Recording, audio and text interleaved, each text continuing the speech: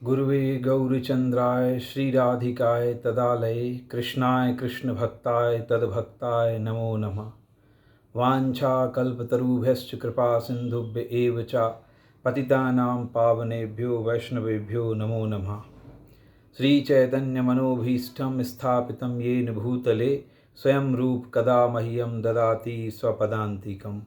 हरे कृष्ण कृष्ण कृष्ण हरे हरे, हरे राम राम राम हरे हरे। श्री राधे।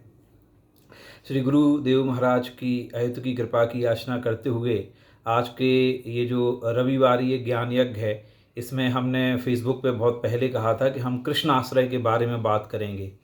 तो कृष्ण आश्रय है कि आज हम इस पर चर्चा करेंगे। जैसे हमने बताया कि केवल 7-8 मिनट का ही वीडियो बनाते हैं, तो छोटी छोटी चर्चा करेंगे और लेकिन जो कि खास पॉइंट है उन पर हम विचार करेंगे।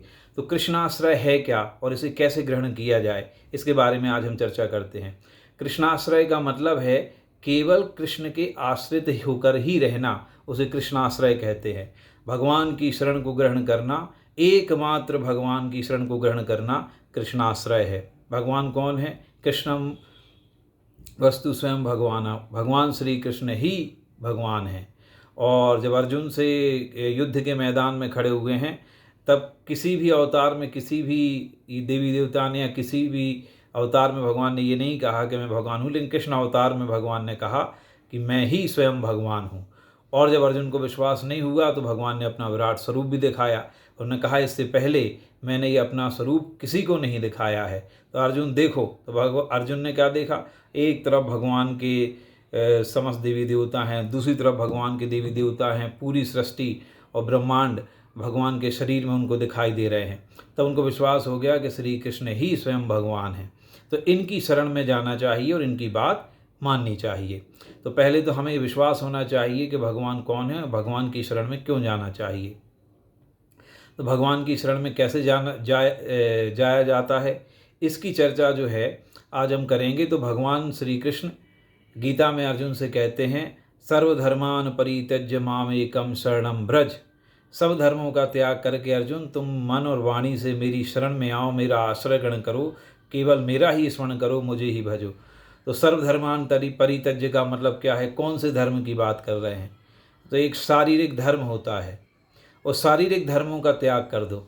देश की सेवा करना, माता पिता की सेवा करना, पति की सेवा करना, इन सब का त्याग करके अगर हम परम धर्म जो है भागवत आश्रय, भगवान का आश्रय, कृष्ण आश्रय, उसकी शरण लेते हैं और भगवान की शरण में जाते हैं, तो ये सारे धर्म निभाने की जिम्मेदारी भगवान अपने ऊपर ले लेते हैं। तो क्या ये बात सही है?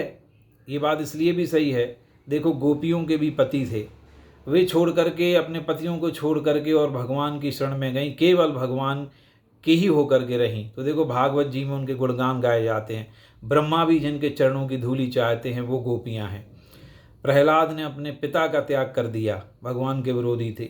विभीषण ने अपने भाई का त्याग कर दिया। भरत ने अपनी माता का त्याग कर दिया। लक्ष्मण भी भगवान जी के साथ गए तो अपनी माता और अपनी पत्नी को छोड़ करके चले गए।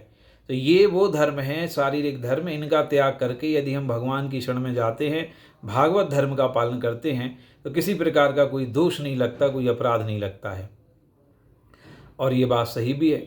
मीराबाई ने तुलसीदास जी को पत्र लिखा कि चूँकि हमारे पति की हत्या कर दी गई है और वो युद्ध में मारे गए हैं, और जो हमारे देवर हैं राणा जी, वो हमको परेशान करते हैं, क्या किया जाए। एक पत्नी, एक बहू का धर्म है सास ससुर की सेवा करे, राजपाट जिस जहाँ की है वो वहाँ की सेवा करे, तो क्या किया जाए। तो तुलसीदास जी को उन्होंने पत्र लिखा। वो पत्र आज भी चित्तौड़गढ़ में आप देखें तो मंदिर में, जो मीराबाई का मंदिर है, वहाँ पर टंगा हुआ है। तो उन्होंने बहुत अच्छा लेटर लिखा, और लेटर लंबा है, हम पूरा नहीं सुनाएंगे, लेकिन उसमें लिखा है कि उन्होंने तुलसीदास जी से कहा, स्वास्ति श्री तुलसी गुण भूषण दूषण हरण गोसाई, मोरे मात पिता के समूह सो लिखिए समझाई। ये हम आखिरी लाइन बोल रहे हैं। पहली लाइन शुरू की बोली, फिर आखिरी की बोल रहे हैं, बीच में काफ़ी लंबा है वो पत्र। तो उन्होंने कहा, आप मेरे माता पिता के समान हैं, मुझे क्या करना चाहिए समझाइए। क्योंकि तुलसीदास, मीराबाई, कबीरदास, ये सब समकालिक लोग हैं, समकालिक संत हैं। तो तुलसीदास जी ने जो उत्तर लिखा वो बहुत अच्छा है। तो उन्होंने कहा है कि तो उन्होंने कहा, जाके प्रिय ना राम विदेही, तजयता ही कोटि बैरी समझदपि परम स्नेही।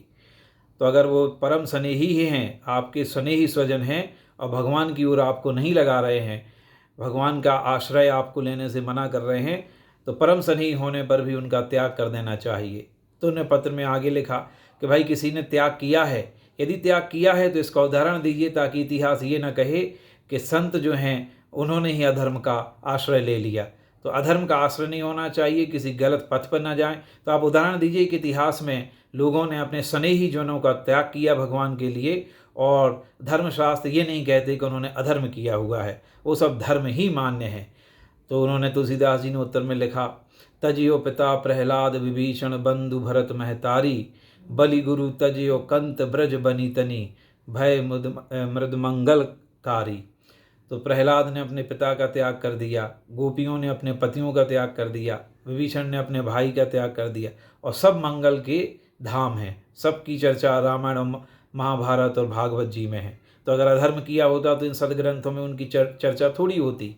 तो इन सब ने सबका शारीरिक धर्मों का त्याग करके जो भगवान बात कर रहे हैं सर्वधर्मान परित्यज, और भागवत धर्म का पालन किया, भगवान की शरण में गए, इसलिए उनको भगवत प्राप्ति भी हुई। और आज देखो इतने सालों बाद भी उनका यशोगान गाया जाता है। तो भगवान की शरण में एक तो भगवान ने बताया कि सर्वधर्मान परित्यज्यम माम एकम शरणम ब्रज, और यदि दूसरी बात की जाए तो हमें ब्रजवासियों से सीखना चाहिए कि कृष्णाश्रय कैसे लिया जाता है। देखें, जब गोवर्धन पूजा के लिए भगवान ने बात कही, वो कहा इंद्र की पूजा बंद कर दें, तो बोले हमारी रक्षा कौन करेगा इंद्र के कोप से। तो सब श्री कृष्ण की शरण में गए, सब ब्रजवासियों ने कहा कान्हा हमारी रक्षा करेंगे, और भगवान की शरण में जाने पर भगवान ने सबकी रक्षा की। ये 7 दिन 7 रात भगवान ने अपनी छिंगली पर गोवर्धन पर्वत उठाया, और सारे ब्रजवासी भगवान के आसपास रहे। इंद्र ने आकर के भगवान से क्षमा मांगी। 13 श्लोकों में इंद्र ने भगवान की स्तुति की है, और भगवान ने इंद्र को क्षमा किया। बोले इंद्र तुमने अपराध किया है, मगर तुम्हारे अपराध से मुझे प्रसन्नता हुई। क्यों? तुम्हारे अपराध के कारण जो ब्रजवासी हैं, जो मेरे प्रेमी भक्त हैं, जिन्होंने मेरा आश्रय ले रखा है, वो 7 दिन 7 रात मेरे आसपास रहे। मैंने उनका दर्शन किया, उन्होंने हमारा दर्शन किया। तो मैं जब अपने भक्तों का दर्शन करता हूँ तो मुझे सबसे बड़ी प्रसन्नता होती है। जब हम मंदिर में जाते हैं तो हम तो भगवान का दर्शन करते हैं, लेकिन अगर शुद्ध भक्त भगवान के मंदिर में जा रहे हैं तो भगवान भी भक्त का दर्शन करके प्रसन्न होते हैं। तो भगवान ने कहा कि वो हमारे भक्त प्रेमी जन ब्रजवासी हमारे आसपास रहे, इसलिए तुम्हारा अपराध जो है वो क्षमा के योग्य है, मुझे उससे प्रसन्नता हुई। तो वो हर क्रिया जिससे भगवान को प्रसन्नता हो भक्ति की श्रेणी में आती है, वो चाहे शास्त्र सम्मत हो चाहे शास्त्र विरुद्ध हो। वैसे तो शास्त्र विरुद्ध कोई बात होती नहीं, लेकिन फिर भी अगर ऐसा कोई काम है जो कि जिससे भगवान को प्रसन्नता हो रही और शास्त्र सम्मत नहीं भी है तो भी कोई बात नहीं, भगवान उसको भक्ति के रूप में स्वीकार कर लेंगे। भगवान है, उनको कौन रोकने वाला है। तो हमें भगवान की शरण ग्रहण करनी चाहिए। शरण कैसे ग्रहण करनी चाहिए? मैंने अभी आपको एक गीता का श्लोक बताया। सारे धर्मों का त्याग करके केवल निरंतर मन वाणी से भगवान का ही आश्रय ग्रहण करें, उनकी पूजा करें, उनकी सेवा करें, उनका यशोगान करें, उनकी चर्चा करें, उनको प्रेम से भोग लगाएं, उनको सुलाएं। अभी गर्मी चल रही है, अगर हम अपने लिए कूलर लगा रहे तो भगवान को भी लगाओ, हम पंखा चला रहे तो भगवान के लिए भी पंखा चलना चाहिए। वो हमारे घर के सदस्य हैं, ऐसा मान करके उनकी सेवा करनी चाहिए। इससे प्रेम में वृद्धि होती है। तो कृष्ण के आश्रय लेने से हमारा सब प्रकार से कल्याण होता है। जैसे एक बात कह करके आज का वीडियो समाप्त करेंगे। आपने एक मछली पकड़ने वाले को देखा होगा। जब मछली पकड़ने वाला नाव में खड़े होकर के जाल फेंकता है तो जाल वो दूर फेंकता है। तो जो मछलियाँ मछली पकड़ने वाले मछुआरे के चरणों से दूर रहती हैं, दूर तालाब में रहती हैं, वो सब जाल में फंस जाती हैं। और जो मछलियाँ नाव के पास में अर्थात मछुआरे के चरणों के पास में रहती हैं, वे उस जाल में फंसने से बच जाती हैं। ऐसे ही यदि हम भगवान का कृष्ण का आश्रय ग्रहण किए रहते हैं, भगवान का आश्रय ग्रहण कर रखा है, तो माया के जाल में हम नहीं फंसेंगे। और यदि हम भगवान के चरणों से दूर रहेंगे तो माया हमें तुरंत पकड़ लेगी। माया जो है वो भगवान से डरती है। माया की अपनी कोई शक्ति नहीं, भगवान की शक्ति से काम करती है। और माया भगवान के भक्तों से दूर रहती है, कुछ भी करेगी भगवान की आज्ञा की आवश्यकता होगी। और यदि हम भगवान का आश्रय लेंगे तो आप ये मत सोचिए कि फलाने देवी देवता बुरा मान जाएंगे, फलाने व्यक्ति बुरा मान जाएंगे या कोई क्या कहेगा। रामचरितमानस में लिखा है, जा पे कृपा राम की हुई, ता पे कृपा करें सब कोई। एक को भजे तो सबको भजने की आवश्यकता नहीं है। तो ये करने से हमें बड़ी शांति मिलेगी। तो हम सबको भगवान की शरण में जाना चाहिए।